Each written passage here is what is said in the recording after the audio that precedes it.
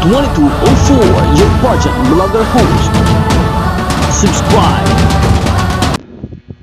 Magandang araw Pilipinas! Trending ngayon si Herlene Nicole Budol matapos ang kanyang Facebook post na "Nako, Uncle, sinayang mo ang Nikki namin ha?"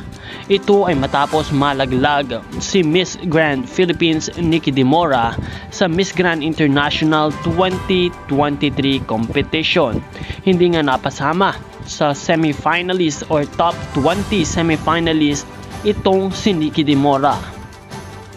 Sa kabila ng maganda nitong performances nitong nakaraang preliminary round, usap-usapan ang nakararami na talagang bagay si Herlene Budol na ipadala sa Miss Grand International dahil nababagay ang kanyang galing at pagkatao sa Miss Grand.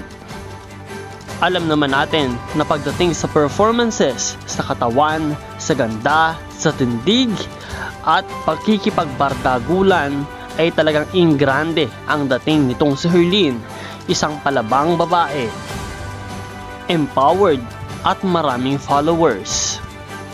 Kung kaya't panigurado kapag ito ang isinali sa Miss Grand International ay pamihadong mawiwindang itong si Mr. Nawat.